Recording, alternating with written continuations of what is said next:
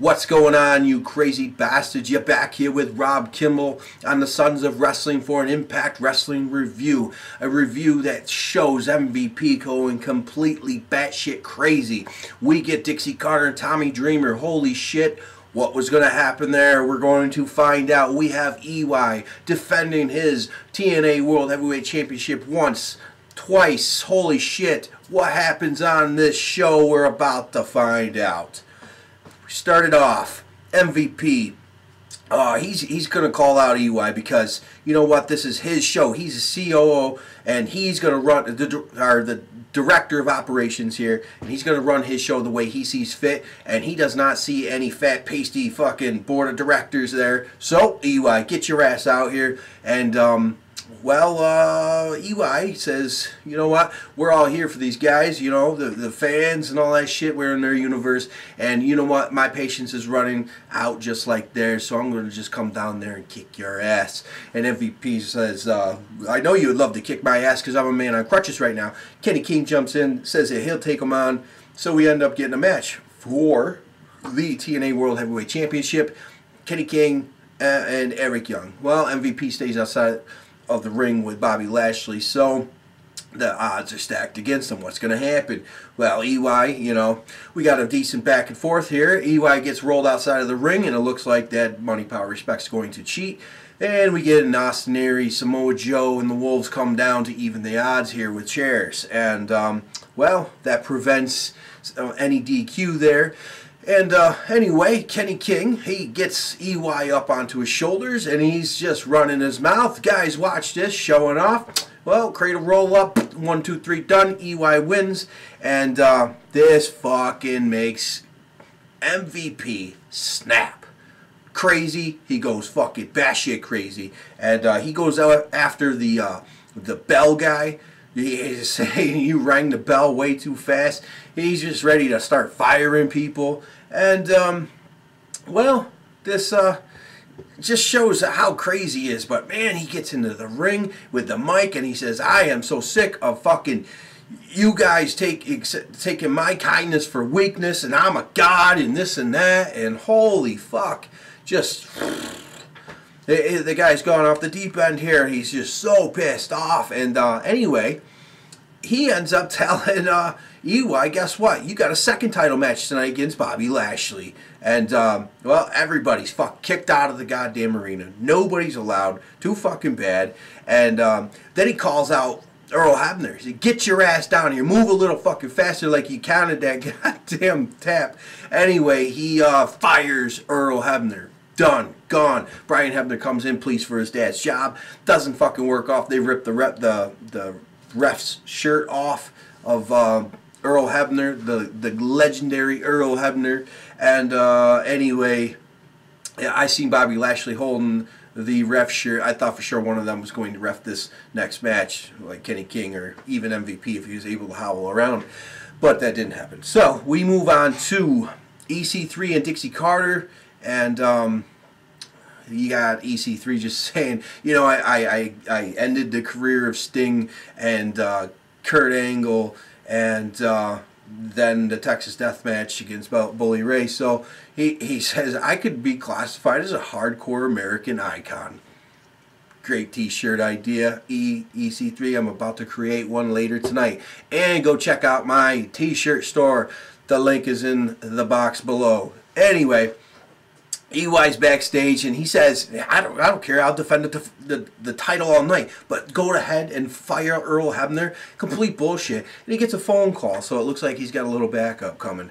And then we have the Wolves versus Aries and Joe and Willow and Abyss, the tag team that MVP didn't let us know earlier. So, because he wanted a real match, not just a kissing contest or whatever the fuck he said. Anyway, this was a killer fucking match. All in all, holy shit. And then the Willow crazy off the top turnbuckle jumping outside of the ring backwards. This got to be the scariest thing ever. Fuck that. And, well, that they went over huge. Crowd is fucking going nuts with TNA chants. And rightfully so, because TNA's putting on great matches. Maybe not some of the storylines, but great matches. So, anyway, you get the Willow. he ends up putting over the Wolves here. He eats the pin. The Wolves look strong, so they retain. They kept their belts, and their top guy, Jeff Hardy, puts over some new talent that just came into TNA this year. So awesome shit like that. Loved it. Awesome.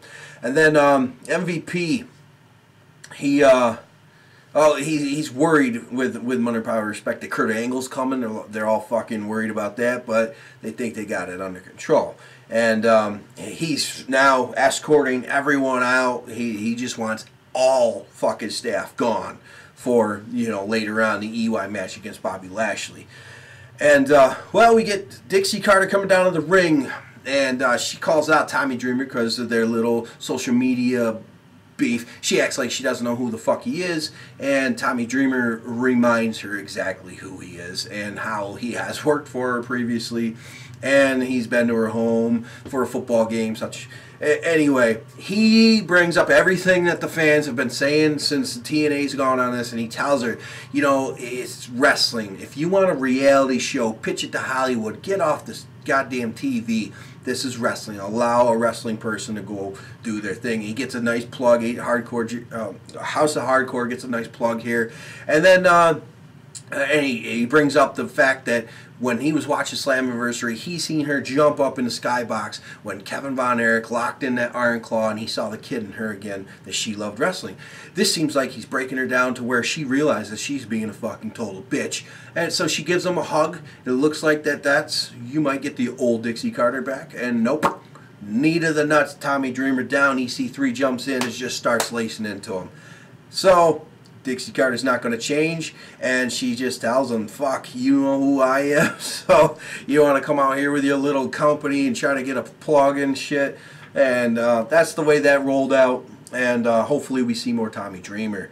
And then we have the Wolves versus Magnus and Bram, and Magnus and Bram really didn't give a fuck. They just went out there to terrorize the Wolves and break them down even more, and we get DQ when you get a chair shot thrown from Magnus. So it's just chair shots, fucking beat down galore here. Then we have MVP backstage with Brian Hebner. He's just explaining to him, you know, you got bills to pay, you got kids to feed, and I'm the guy to make sure you get those checks. So I want to make sure that you're going to ref this match and make sure the right guy wins. So Gail Kim comes out, welcomes back Taryn Terrell, and because of their Slammiversary match last year, which I was there live, was fucking amazing, and they talk about that, and Taryn Terrell says, you know, you won one, I won one, wouldn't the crowd love to see the tiebreaker? And then we get beautiful people, they come out, Angelina Love playing strong-ass heel here, and, well, anyway, they come in,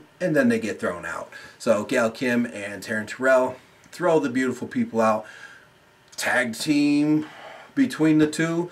Be a nice little run because the singles, you know, has become stale late. So let's do a little tag team action out of the knockouts. Then we have Angle showing up, and he wants to talk to MVP. And well, anyway, he just wants to talk to him. MVP says, I didn't think you were coming here to give me some Dr. Phil shit. And anyway, Kenny King's mouth gets the best of him again.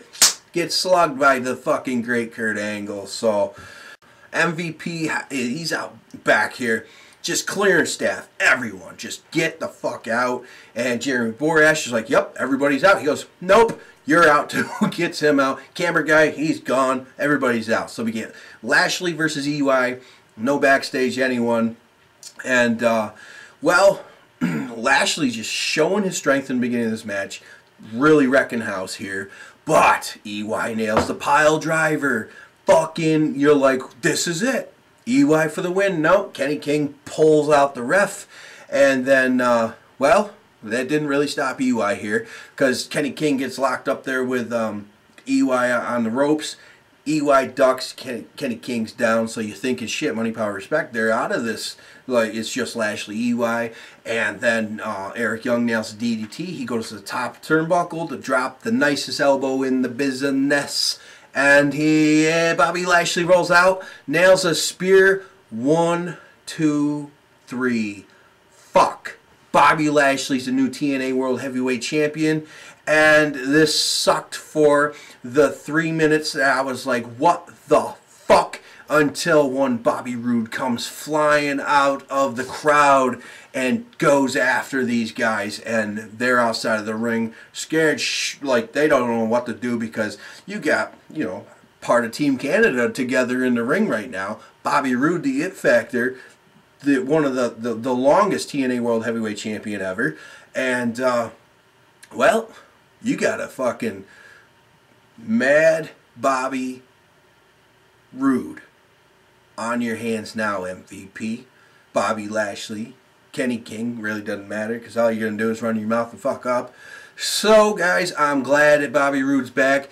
It sucks that EY's not champ, but to transition into a new feud, this is good with me, because MVP fucking up his knee, he didn't get that Eric Young MVP payoff, and I will like to see a Bobby Roode versus anybody for the belt. So, let's go on with that, guys. What did you guys think? Boom, comment down there. Follow me on Twitter here, Rob, Kimball, Brand, and continue watching the Sons of Wrestling. Peace.